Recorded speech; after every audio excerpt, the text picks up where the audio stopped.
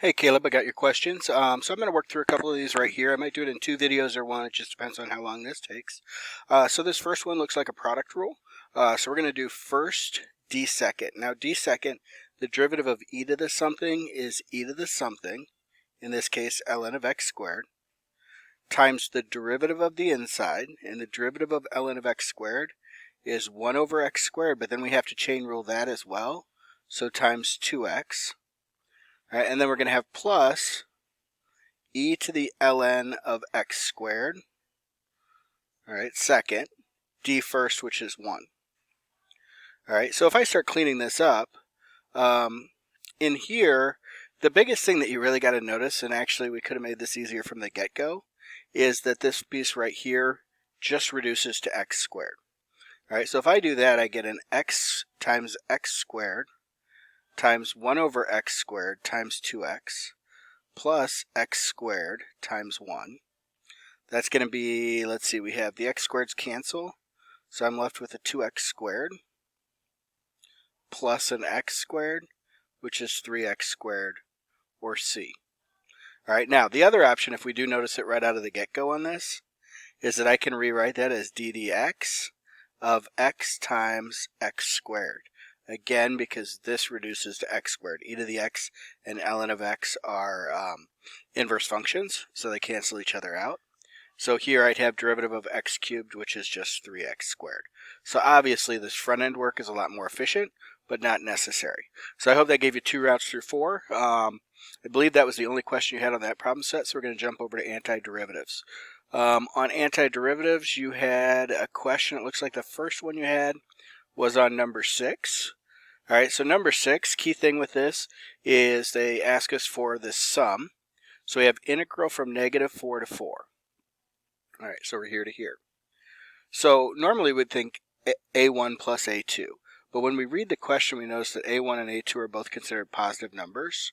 So that first part of the integral, we're actually going to take a1 minus a2 because a2 is below, so it's a negative area. All right, then we have minus 2 times. And this next one's the integral from -1 to 4. So we're going between those two. All right, that's a as well, but it's below, so it's a negative a. All right, negative a sub 2. So then when I clean up that expression, I've got a1 minus a2 plus 2a2, which is a1 plus a2. All right, and that would be choice D. All right, which would be our correct choice on 6. So again, recognizing that they're saying a1 and a2 are positive, like the magnitude of the area, and then we push them together using the appropriate sign based on whether it's above or below, and whether we're going left or right. All right, so there's the second one. I hope that helped. Looks like your next question was on number 10.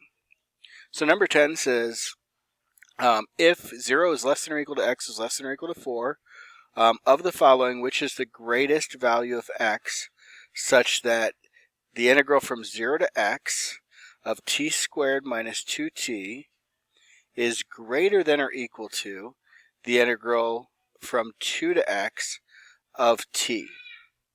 All right, so this is a calculator active problem. So first thing that I would think when I see this one is I'm thinking kind of a brute force approach. So I'm going to take the antiderivative of each side. So the first one is going to be a 1/3 t squared minus, t cubed minus t squared. All right, and we need that to be greater than or equal to. And then over on the other side, we're going to have 1/2 t squared. The left is from 0 to x, and the right is from 2 to x. All right, so if I go ahead and I plug these in, first one I get 1/3 x cubed minus x squared. When I plug the 0 in, both do disappear. Greater than or equal to, on this side, I'm going to have 1/2 x squared minus, when I plug a 2 in there, I get 4. 1/2 times 4 is 2.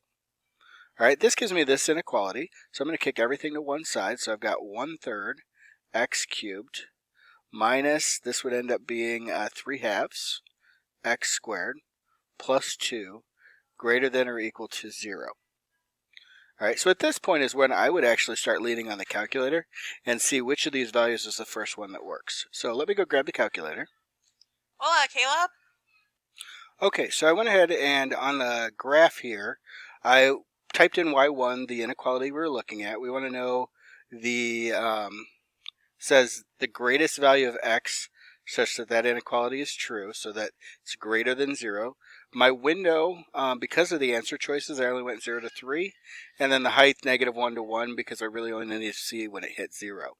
So when I hit graph there, I get this picture. Now, from this picture alone, I probably don't have enough information to answer the question, so I'm going to actually find that point with second trace 0, number 2. Ask me for a left bound, so I'm going to scoot to the left of the 0, hit enter. Then it asks for a right bound, so I'm going to scoot over to the right, hit enter. Alright, and then I'll guess and hit enter again, and it tells me 1.388. So 1.388. Alright, and it wants the greatest value that satisfies that. So when I look at these choices, it looks like 1.38 of the choices is the biggest one that's still under that value we found for x. Alright, so the correct answer on this one would be B. Alright, and again, we just kind of took brute force on the front end. We calculated it out, found out what happened, and then we used the calculator to find the zeros. Alright, so let's jump to your next question, which was number 13. Alright, 13 says it's a no calculator question. If dy dx equals that product, and if y equals 0 when x equals pi over 2, what is the value of y when x is 0? Alright, so this is a sneaky way of asking a differential equations question, alright, or an initial value problem. So first thing we're going to have to do is we're going to have to work back to the function. Alright, so if I look at this one, we've got two trig functions in there. We've got a derivative, so let's see what we can do. Alright, so let's use substitution. We're going to let u equal cosine of x. Then du is going to equal negative sine x dx. Alright, so if I'm taking the integral of dy equals the integral of, if I do a substitution there, I'm going to get negative u squared du. Alright, so if I take that antiderivative over on this side, I get y, technically a plus c, but we'll account for that on the other side. On the right, we're going to get negative 1/3 u cubed, alright, plus c. And then we're going to back substitute in, so negative 1/3 u was cosine x, alright, plus cubed, plus c. Alright, so at this point we're going to take the known information, which is when y is 0, x is pi over 2. So 0 equals negative 1/3 cosine pi over 2 cubed plus c. Alright, so cosine is the x value, so at pi over 2, we're at 0. Alright, so we get 0 equals c. So that means our particular solution is y equals negative 1/3 cosine cubed x plus 0. And we want to know the y value when x equals 0. So I get y equals negative 1/3 cosine of 0 cubed. Cosine of 0 is 1, 1 cubed is 1, so we get negative 1/3. Alright, so again, it's really a differential equations problem. No need to separate variables, they're already separated. So we take the integral of both sides, we do a u substitution to take the integral, we plug in what we know, which is pi over 2 comma 0. Then we plug in the x value for what we want to find. When the x value is 0, y value we found, negative 1/3. Alright, so for 13, the correct answer there is B, negative 1/3. Now, jumping to your next and I believe your last question down here. All right, this was the question number 20. Calculator, okay. All right, so we may need the calculator, we may not. It says if f is the antiderivative of that given expression, all right, find f of 1 is such that f of 1 equals 0, then f of 4. All right, so this is actually another very, very similar question to the last one. So if f is the antiderivative of that expression, all right, so f is the integral of x squared over 1 plus x to the 5th. All right. So on this one, what we need to try and do is we need to find some way to deal with this integral. All right, and taking a look at this, this integral seems rather challenging for us because we've got an x to the fifth on the bottom. The derivative of that would be an x to the fourth. We don't have enough in the top, so standard U substitution isn't going to work. I'd be a little hesitant to go down the road of integration by parts because, again, we don't have that structure of like a product of two things really clear in this one. All right, so if I look at this, I'm going to actually back up and I'm going to look at this from another perspective we've talked about. All right, and that perspective is if I have a known value, all right, I can use the rate as the accumulator of change. All right, so what I know is I know at f of 1, I have a value. All right, I can add on to that the integral from 1 to 4, the value we're looking for, of the derivative of that function.